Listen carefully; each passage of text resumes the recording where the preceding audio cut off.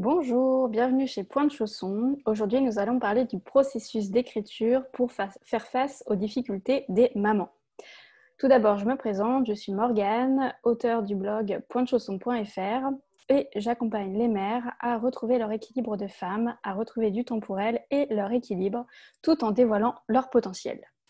En bref, pour qu'elles deviennent les mamans de folie qu'elles sont tout au fond d'elles et qu'elles n'ont pas toujours su dévoiler. Alors, pour parler de l'écriture et de tout ce que l'écriture peut apporter dans la vie d'une femme, j'ai une invitée aujourd'hui. Donc, pour explorer le processus d'écriture comme remède aux difficultés des mamans, nous allons voir comment écrire peut être un réel moyen de transformation et de réalisation de soi. Donc, pour mener toute cette exploration, j'ai invité Sandra Dran, qui est maman, auteure, intervieweuse, portraitiste et donneuse de sensations. Sandra lance en ce moment même, c'est son tout premier livre. Donc Sandra, tu vas nous en parler un petit peu plus dans cette vidéo. Mais j'ai envie de donner le titre parce qu'il en dit déjà long. Donc ton tout premier livre que tu auto-édites en ce moment. Et L'enfant qui dit non, 7 parcours de femmes pour qui maternité n'a pas rimé avec conte de fées. Alors bonjour Sandra, merci d'avoir accepté mon invitation. Bienvenue, je suis ravie de t'avoir avec moi aujourd'hui. Est-ce que tu as quelque chose à ajouter à ce petit portrait que j'ai fait de toi? Écoute, bonjour Morgane, merci pour cette invitation. C'est avec plaisir que je suis présente avec toi sur cette vidéo. C'est toujours délicat parce que c'est plutôt moi qui ai l'habitude de faire le portrait des autres. Donc, merci pour ces mots qui sont très touchants. Moi, je dirais juste que pour cette nouvelle aventure qu'est l'auto-édition, je suis vraiment sortie de ma zone de confort et que je suis ravie de pouvoir aussi témoigner sur cette partie-là de mon parcours et de comment j'ai transformé quelque chose d'assez sombre en quelque chose de très lumineux, j'espère. Superbe. Ok, donc c'est parti pour les petites questions.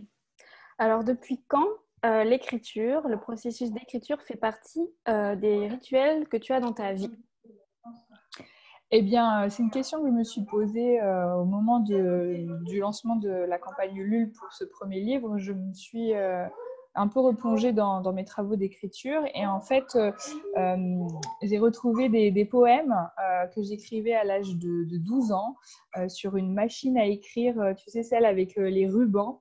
Ouais, génial. J'écrivais déjà des textes de cours, des poèmes. Donc oui, ça remonte quand même très, très loin. Parce qu'aujourd'hui, j'ai 38 ans. Et puis, je noircis de façon très régulière des carnets, alors que carnet simple, et puis depuis quelques années, carnet Moleskine, tout Bah particulièrement, oui. ligné. Et ça depuis, depuis l'âge de 15 ans, je vais dire. Donc, ça fait un paquet de carnets dans ma bibliothèque. Tu les as tous gardés? Oui, oui, oui. Alors, c'est quelque chose que j'ai voulu faire à mon dernier emménagement, parce que j'ai emménagé dans une maison il y a 4 ans. Et je me suis dit que c'était le bon endroit pour réunir tous ces carnets. Et donc, j'ai fait de l'exploration archéologique chez mes parents. Et j'ai retrouvé la boîte à chaussures en carton de mes premières Doc Martens, dans lesquelles j'avais stocké les carnets de mon adolescence, on va dire. Et c'était cela qui manquait pour ma collection dans ma bibliothèque, dans ma maison. Donc oui, ça remonte. Superbe. Et du coup, aujourd'hui, du haut de tes 38 ans, quelle place l'écriture a encore dans ta vie? Centrale. Après, c'est juste peut-être les supports qui ont évolué, parce que moi, j'ai grandi dans un monde où Internet n'existait pas. Donc, c'était beaucoup des sensations d'écriture papier-crayon. Ouais. Et là, aujourd'hui, à 38 ans, en 2020, j'écris quotidiennement sur des médias comme Instagram, Facebook et, ou autres, mais des médias digitaux. Pour moi, c'est de l'écriture. Même si mon papier et mon crayon sont assez loin, j'écris tous les jours depuis des années, en fait. Ok, donc en fait, tu es passée de l'écriture pour toi-même Mm. à l'écriture finalement pour les autres à travers Oui, les réseaux sociaux. à une écriture partagée, tout à fait. Mm. Et du coup, à partir de quel moment, qu'est-ce qui t'a poussé à finalement commencer à partager ces écrits? Mm. Est-ce que tu avais une envie de passer un message ou est-ce que c'était plutôt voilà, une façon de livrer un carnet intime et de te dire que certaines femmes allaient pouvoir s'y retrouver et peut-être les emmener dans un voyage intime qui était le tien? Ouais, c'est un peu de tout ça, mais je peux me rappeler très très clairement, c'est la maternité qui a été un déclencheur. Je me souviens que c'est un moment où moi j'ai vécu beaucoup de choses dans mon corps, dans mon quotidien, dans ma carrière professionnelle. C'était un vrai chamboulement. Et puis soudainement, je me retrouvais avec mon enfant chez moi, avec beaucoup de temps devant moi. Et en fait, ce projet d'écriture de livre, il datait déjà d'il y a quelques années. Mais il m'effrayait. Il m'effrayait vraiment. J'en avais très, très peur. Je me disais qu'écrire un livre, c'était certainement un travail de longue haleine sur lequel il fallait souffrir. Il fallait être professionnel de l'écriture aussi. Et Ouais. donc, moi, en fait, ça m'a effrayée. Donc, ma solution au moment où j'ai été maman pour la première fois, c'était d'ouvrir un blog parce que ce besoin d'écriture, il avait besoin d'exploser, de sortir de moi. Et le blog, à ce moment-là, ça m'a semblé être le bon support pour me dire, OK, le livre, c'est peut-être une montagne assez haute à franchir. Si déjà on s'entraînait un peu à faire de la randonnée en écrivant des billets de blog, en animant des réseaux sociaux. Ça a commencé comme ça, en fait, l'écriture partagée. D'accord. Et est-ce que tu veux nous parler, nous confier quels événements t'ont vraiment poussé à vouloir partager autour de la maternité? Mm. Est-ce il y a une part un peu d'autothérapie Mm. dans son écriture? Alors oui, donc déjà pour le blog, pour Maman d'Europe, c'était l'idée de pouvoir conjuguer ma passion pour l'Europe et les voyages et puis l'écriture. Donc la maternité étant mon actualité, je suis tout naturellement allée interviewer des mamans partout en Europe.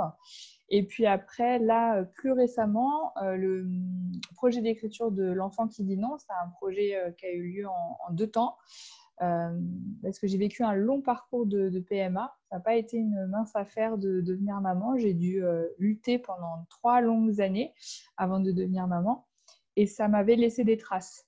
Et en fait, à ma façon, pour pouvoir, je sais pas, digérer cet épisode-là, j'ai eu besoin, je ressentais une forme de colère en fait sur l'image de la maternité avec laquelle j'avais grandi, qui me Ouais, semblait très normée, très idéalisée, très conte de fées. Et moi, ce que j'avais vécu, c'était diamétralement opposé. C'était difficile, c'était douloureux, c'était intrusif dans mon corps mhm. et c'était surtout très médicalisé et c'était pas du tout humain. Sauf que c'était à cette époque-là, donc il y a 5 ans de ça, en fait, j'ai voulu écrire sur des sujets de maternité autres, mais j'ai pas voulu écrire sur mon sujet à moi.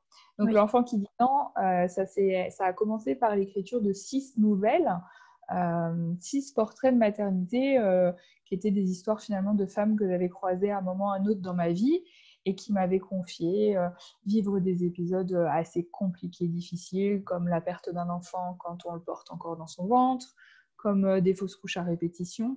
Et je me disais, mais c'est exactement la même douleur que moi j'ai vécue.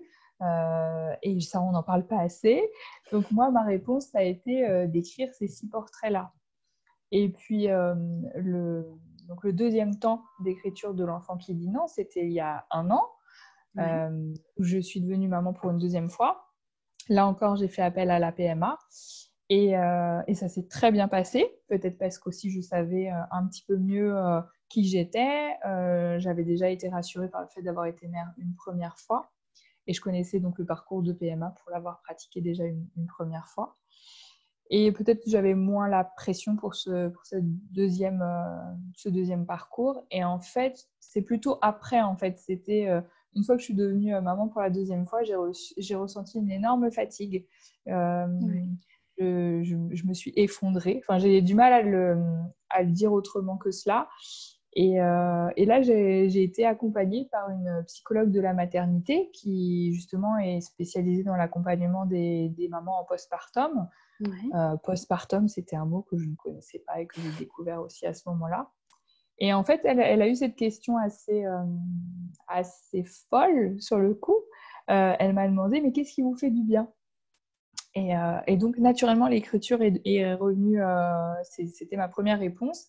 Et j'ai fait le constat que ça faisait très longtemps que je n'avais pas écrit, en fait. J'avais laissé mon carnet, mes blogs, mes réseaux sociaux de côté. Le cœur n'y était pas, en fait. Mhm. Et c'est là que j'ai compris qu'il manquait une dernière histoire, un 7e portrait à l'enfant qui dit non, c'était le moment de mettre par écrit ce que moi j'avais vécu. Et là, j'ai senti que j'avais mis un point final à ce livre. Waouh, tout un parcours. Ouais, c'est fou ce que tu racontes. C'est vraiment. J'adore en fait ce paradoxe entre on donne la vie, on est auto-centré, enfin on est vraiment pas du tout auto-centré du coup, mais très centré sur son bébé, et en même temps il y a un moment où on donne tellement, tellement qu'il y a parfois une grosse sonnette d'alarme qui sonne.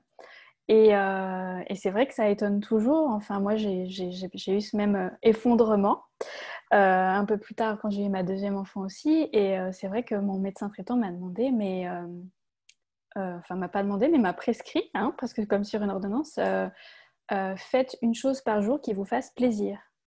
Elle m'a dit, mais il a quoi lui? Oui, il avait raison. Et il avait raison, de la même façon que tu dis c'est une Meilleur question conseil, hein. folle. C'est une question folle, mais Mais finalement, oui, c'est le retour à la source. mais pourquoi me demande-t-elle ça? C'est toucher l'âme qu'on a, en fait, se reconnecter avec qui on est pleinement. Et donc, pour toi, c'était l'écriture. Et bon, bah, visiblement, ce livre, ça a été une reconnexion à qui tu étais. Mais alors, Oui. comment t'en es venue à te dire, là, ok, c'est bon, je m'auto-édite, il faut que ce Ouais. livre Ça a été encore une autre arrive dans histoire. d'autres mains que les miennes et que Ouais. cette histoire porte son message. Oui, bah là, c'était vraiment aussi assez fou, hein. L'univers nous envoie toujours les bonnes personnes au bon moment. C'est que moi, j'avais porté 2 années de suite avec le collectif Mayenne Créative, les boutiques éphémères et des projets créatifs en Mayenne où j'étais installée. Et donc, je travaillais bénévolement avec un collectif de femmes super fortes, super créatives, super indépendantes. Des femmes comme on aime, des femmes qui sont authentiques et vraies et hyper positives et bienveillantes. Et en fait, mon rôle en fait dans ce collectif, c'était l'animation de réunions, la coordination et la communication. Donc, d'écrire sur ce qu'on faisait et de le faire savoir. Et en fait, très rapidement, les filles m'ont dit, mais en fait, c'est ton talent. Et moi, je me disais, mais de quoi parle-t-elle? De quoi parle-t-elle? De qui parle-t-elle? Et puis, elles m'ont dit, mais enfin, en fait, oui, l'anecdote, c'est qu'elles vendaient toutes quelque chose dans la boutique, sauf moi. Et elle me dit, mais toi, enfin, t'as qu'à écrire un livre et puis tu le vendrais dans la boutique. Et moi, je me disais, mais elles sont folles. Elles sont folles. Et puis, au détour d'une conversation autour d'un thé et puis d'une part de gâteau au chocolat, c'est là que j'ai lancé mon projet d'écriture sur l'enfant qui dit non. Et j'ai dit que j'avais écrit un texte, mais que c'était un texte très intime. Et elles m'ont dit, bah ok, envoie, nous on va le lire et puis on va te dire en fait. Et moi, je leur ai dit tout de suite, hein, non, je ne vous l'envoie pas parce que vous n'avez pas osé me dire en fait. Vous êtes devenus mes amis et ça biaise un peu les choses. Non, envoie-nous. Et une personne, 2 personnes, 3 personnes. Et puis là, je ne t'explique pas le stress entre le moment où j'envoie le texte et puis la réponse. L'imposteur était là, il était ultra présent en me disant mais j'ai pas de réponse parce qu'en fait c'est nul et elles savent pas comment me le dire. parce que je leur ai demandé d'être honnête avec moi. Et en fait, non, elle répondait pas parce qu'elle était toute en train de pleurer, en fait. Ah. Et puis, je me souviens très bien, c'est Constance Boulet qui a eu ces mots magnifiques. Elle m'a dit écoute, je savais que tu avais beaucoup de talent, mais je ne savais pas que tu avais le talent de l'écriture. Tu es écrivain, en fait. Et là, je me suis dit ah non, mais elle me dit là, j'en tremble rien que de le raconter à nouveau. Ce message, enfin, ouais, ça a été vraiment un feu d'artifice, en fait. Un feu d'artifice. Et c'est là, seulement là, en fait, où je me suis autorisée à leur demander leur aide en disant, bah voilà, vous avez lu mon texte, est-ce que vous pouvez m'aider à en faire un livre? Ouais, Parce que génial. moi, je sais écrire, mais enfin, je savais qu'il fallait plein d'autres compétences pour transformer ce texte en livre. Et bah là encore, la sororité, elle a fonctionné à bloc. C'est qu'elles ont dit, bah, mais bien sûr, enfin, et moi, je fais la couverture, et moi, je fais la mise en page, et moi, je fais ci, et moi, je fais ça. Et c'est allé vraiment, mais à une vitesse. Je me souviens très précisément, à partir du moment où je me suis autorisée c'est allé à Ouais. une vitesse, et ça a jamais ralenti, en fait. Bah ouais, en fait, quand les choses sont là, qu'on est prête, que tout s'aligne, après ça fuse. Mais comme tu Ouais, dis, ça fuse. il faut s'autoriser à. Et Mm. donc, en fait, d'avoir le regard, le retour bienveillant de tes amis sur ce texte, Mm. en fait, t'a poussé finalement à t'autoriser à. Ça t'a donné Ouais, une certaine légitimité. complètement. Ok, superbe. Bon, bah merci à elle, hein. Ouais, ouais, Parce ouais, qu'aujourd'hui, je les cite tout le temps parce que c'est vraiment des sources d'inspiration énormes pour moi au quotidien. Mm. superbe. Du coup, si tu pouvais me citer, allez, trois comme ça, trois changements majeurs que l'écriture a amené dans ta vie, Mm. qu'est-ce que ça serait? Euh, ah bah, ça m'a sauvé la vie. Je pense que ça, c'est la première. C'est que je ne sais pas dans quel état je serais si je n'avais pas écrit. Je ne sais pas. Et je préfère pas savoir, en fait, parce que j'ai écrit et que j'y ai mis mes tripes. Deuxième changement, c'est que bah, ça m'a fait connaître. C'est que bah, je vois bien qu'aujourd'hui, j'ai des contacts et j'ai des sollicitations et que je pense que je peux aller encore plus loin et être plus ambitieuse parce que j'ai assumé ce talent-là. Et puis, troisième chose, c'est que bah, en fait, c'est du travail. C'est que avant, ça pouvait être une passion, un hobby, mais en fait, ça peut être un travail. C'est juste à moi, en fait, de donner une place et une régularité à cet exercice-là. Et je me rends compte que si je ne prends pas ce temps-là, ça me manque follement, en fait. C'est devenu un besoin vital. Oui, mm, complètement. Superbe. Je vois d'ailleurs la pile de carnets derrière moi, que j'ai plein de carnets, un carnet différent par projet. J'ai toujours le Moleskine, ça c'est le carnet vraiment quotidien. Et puis après, en fonction de mes projets, j'ouvre un nouveau carnet, je prends plaisir à aller le choisir, à me dire ça va être mon carnet pour tel projet. C'est vraiment, ça fait partie de moi en fait. Ok, et du coup, ben, j'avais cette question, quels sont tes supports? Donc tu me dis les carnets, des jolis carnets, le carnet Mm. Moleskine, peut-être pour les choses un peu plus Mm. intimes, Ah ouais, tout à fait. sacrées. Et est-ce que tu utilises aussi des applications pour pas oublier tes idées ou, Mm, mm.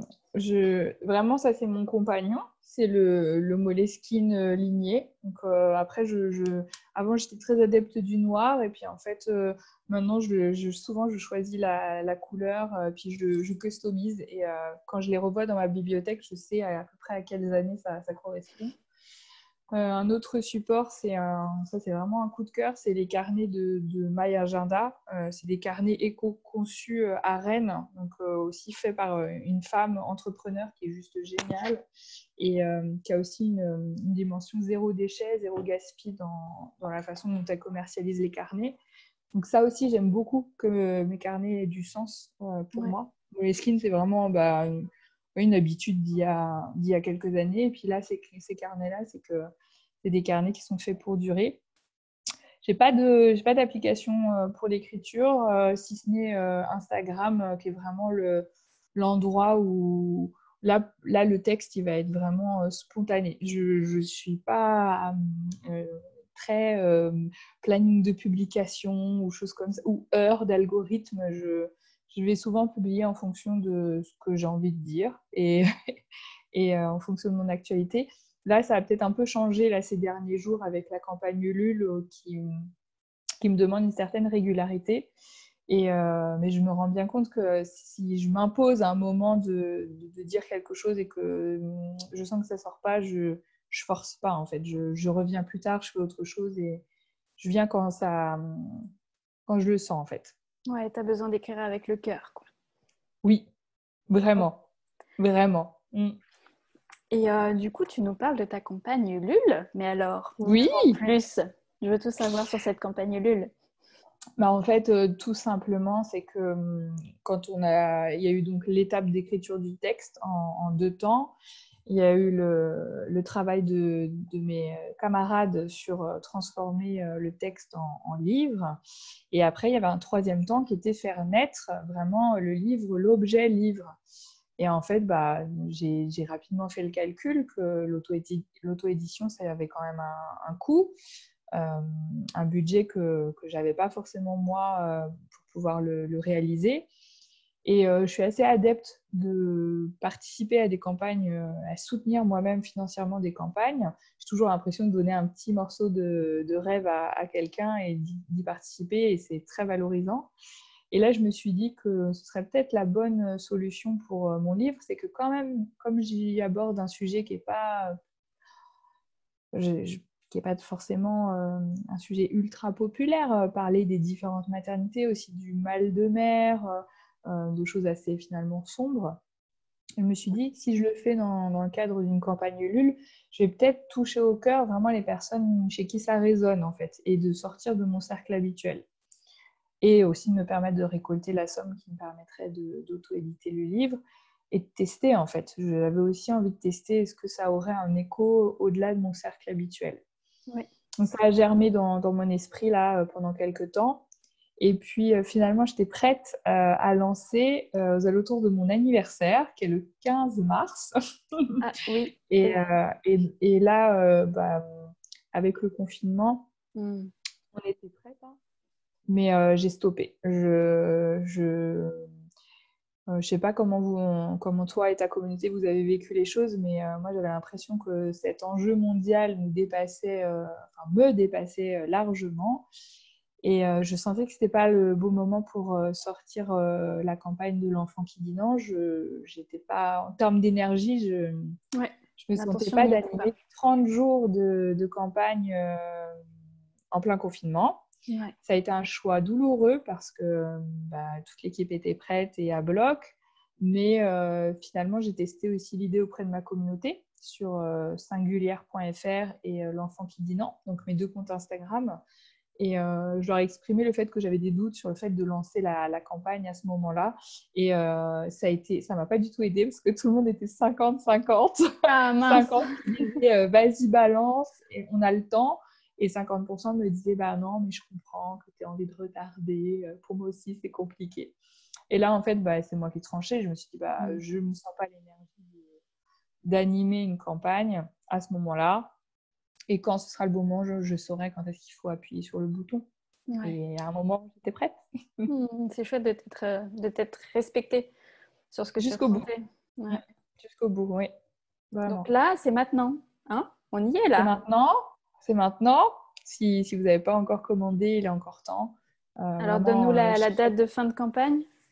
Alors, le livre, il est disponible en précommande jusqu'au 12 juillet à minuit. Minuit 1, ce sera trop tard. L'idée, c'est de pouvoir contribuer vraiment à partir d'1 euro. Chaque contribution compte, hein, il n'y a pas de petit montant. Le premier prix, donc, c'est vraiment de donner son soutien au projet. Donc, c'est entre 1 et 5 euros. Après la contrepartie, à partir de 7 euros, je vous envoie le livre sous forme électronique que vous pouvez lire sur tablette ou sur écran d'ordinateur. Et on a le livre papier, enfin, rien que de le dire, ça me semble juste Ah. waouh! À Donc, tu as partir fait de l'objet du 25, livre, ouais, vraiment, on peut l'avoir ouais, dans les mains. vraiment. On peut l'avoir dans les mains à partir de 25 € avec les frais de port inclus en France, 28 € quand on est en Europe.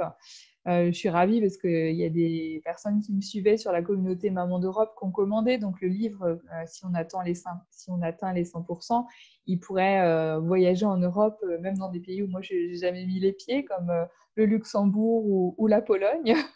Donc, Superbe. c'est vraiment chouette. Et puis, à chaque nouveau soutien, c'est une danse de la joie parce que c'est comme je te disais, moi, j'ai soutenu des campagnes Ulule et je me disais, bah, c'est pas grand-chose, mais ça peut peut-être contribuer à réaliser le rêve de quelqu'un. Et là, moi, je me sens chanceuse et vraiment reconnaissante à chaque commande passée. Ouais, superbe. Eh bien, écoute, je te souhaite que le 12 juillet, ta boîte mail et ton compte Ulule explosent. Parce que Explose! je suis convaincue que tes textes méritent d'être lus. Et il y a un très beau message derrière, qui est une maternité qui n'est pas toute rose. Et je pense que, bah oui, il est temps de rétablir une vérité sur le fait que oui, être maman, c'est génial, mais c'est aussi plein de difficultés. Et, plus tôt on le sait, mieux on y est préparé. Et mieux on y fait face. Donc, moi, Et mieux on peut se faire accompagner, pas tout à rester fait. seule avec ça. Mais ouais, et puis écrire peut vraiment être une aide. Donc, moi, je te remercie vraiment, Sandra, pour toutes tes confidences, tous tes conseils précieux pour nous montrer qu'en fait, écrire, ça peut vraiment mener loin dans la réalisation de nos rêves, mais aussi dans la compréhension de soi. Et ça peut aussi vraiment aider à traverser des moments qui sont difficiles. Poser les mots sur du papier, c'est aussi un peu se déposer soi. Et je trouve que tu es vraiment un bel exemple de ce processus. Et du coup, je vous rappelle que si vous êtes curieux et curieuse de découvrir l'ouvrage de Sandra, je vous mettrai le petit lien sous la vidéo pour que vous puissiez aller visiter son travail et puis ses comptes Instagram. Et puis, écoute, Sandra, je te dis vraiment merci beaucoup et à très vite. Et Merci avec toi pour Morgane. la campagne. Merci. Et puis, plein de belles choses pour la communauté Point de Chaussons. C'est vraiment une vraie pépite pour nous les Merci à mamans. toi. Ciao.